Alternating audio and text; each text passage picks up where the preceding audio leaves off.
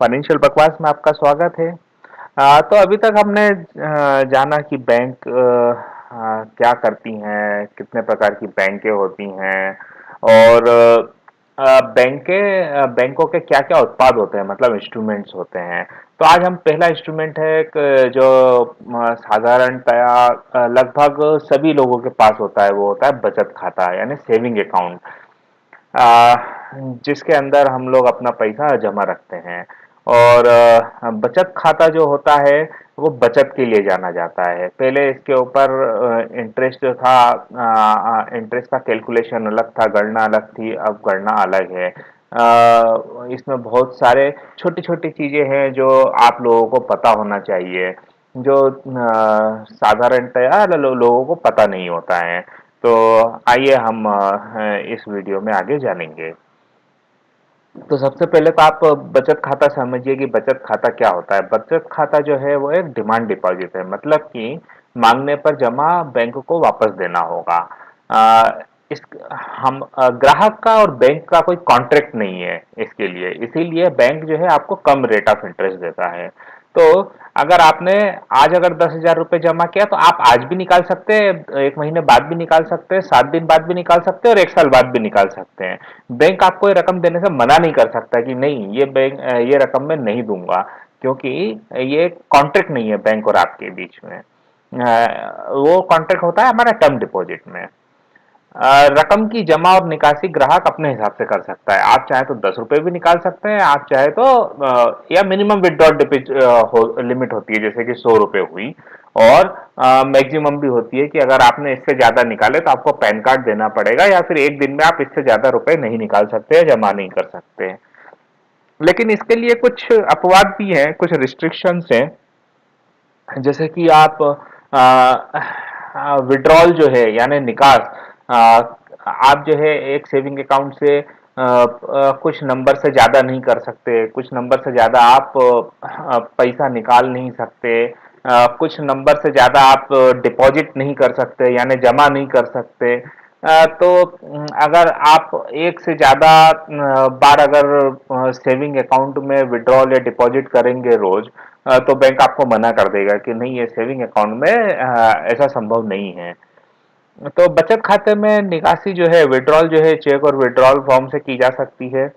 आजकल अधिकतर बैंकों में सुरक्षा की दृष्टि से केवल चेक से ही निकासी की जा सकती है। विड्रॉल फॉर्म लगभग सब जगह बंद हो चुके हैं और कई जगह स्वाइप मशीन भी है कि आप अपना डेबिट कार्ड स्वाइप करिए वहां पर जाकर और कैशियर आपको कैश दे देगा। बचत खाता जमा खाता पर बहुत ही मामूली ब्याज दिया जाता है, जो कि आजकल 4% है। कई बैंकें 6%, 7% भी दे रही हैं।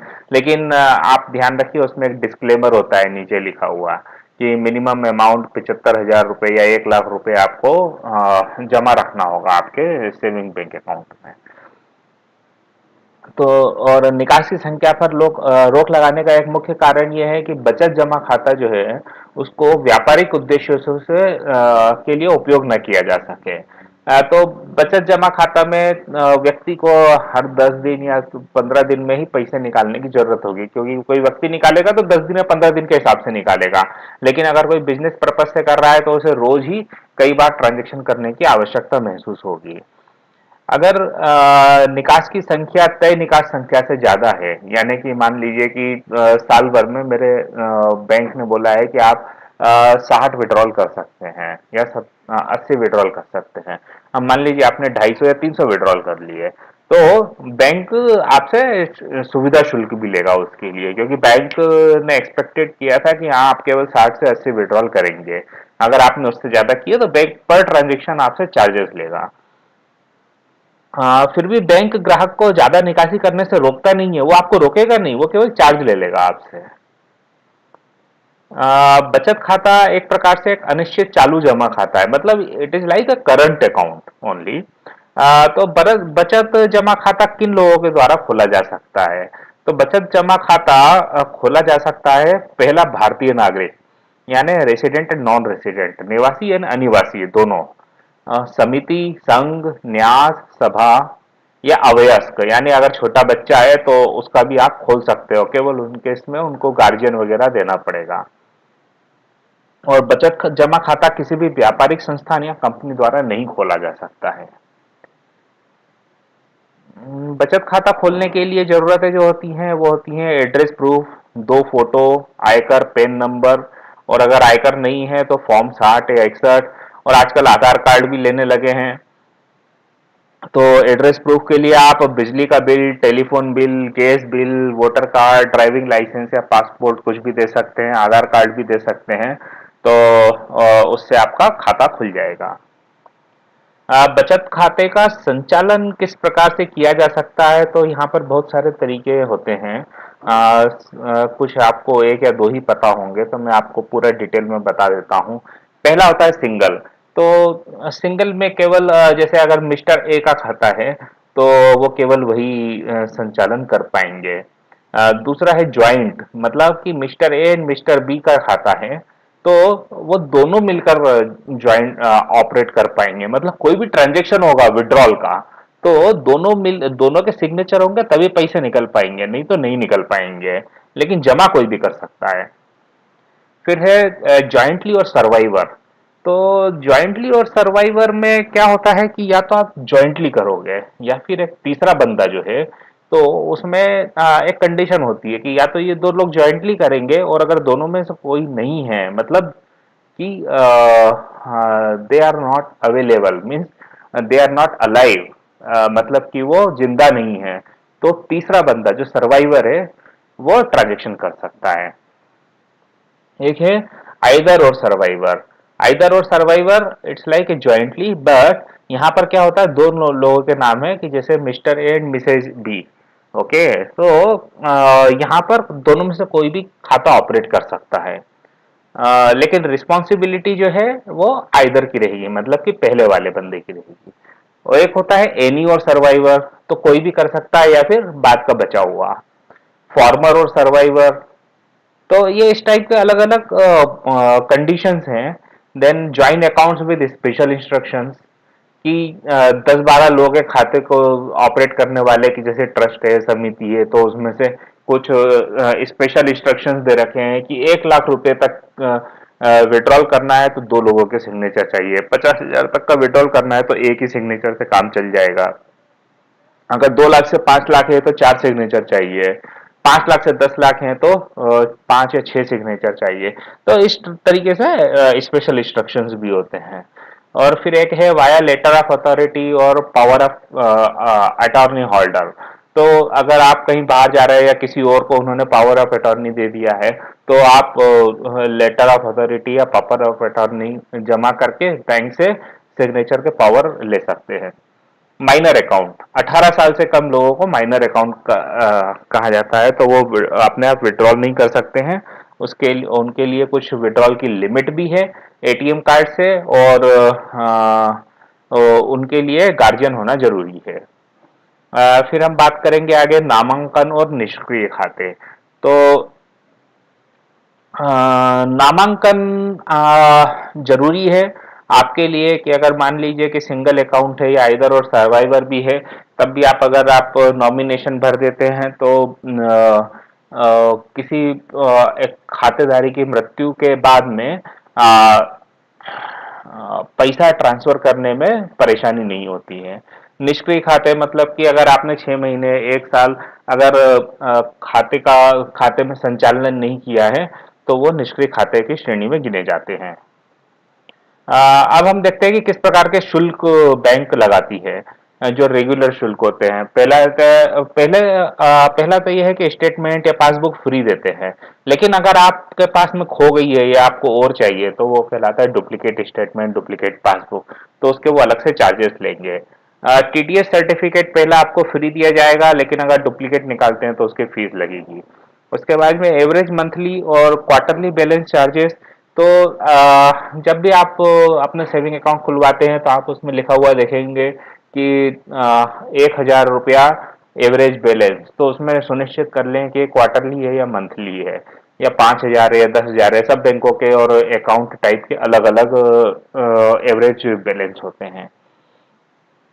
तो एवरेज बैलेंस के बारे में एक अलग से वीडियो में बात करूंगा कि एवरेज बैलेंस कैसे कैलकुलेट होता है, क्योंकि यहाँ पर शामिल करने से वो थोड़ा ज़्यादा लंबा हो जाएगा। रेमिटेंस चार्जेस, रेमिटेंस क्या क्या करती है bank?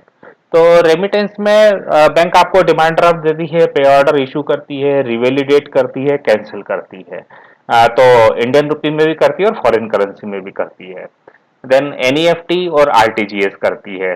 Out station check collection करती है, फॉरेन करेंसी चेक कलेक्शन करती है।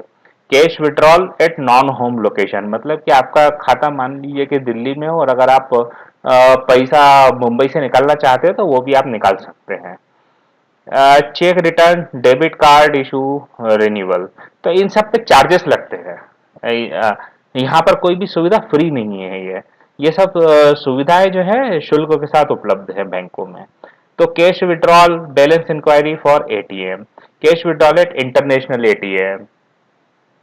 जब अगर आप cash withdrawal, balance inquiry for ATM करते हैं तो अगर आप होम एटीएम में करेंगे, मतलब कि अगर आपका मान लीजिए स्टेट बैंक ऑफ इंडिया में अकाउंट है तो स्टेट बैंक ऑफ इंडिया के एटीएम पे आपको कोई चार्ज नहीं लगेगा। लेकिन अगर आपने महीने में 5 आपको दूसरे अकाउंट पर दूसरे एटीएम पर भी फ्री हैं।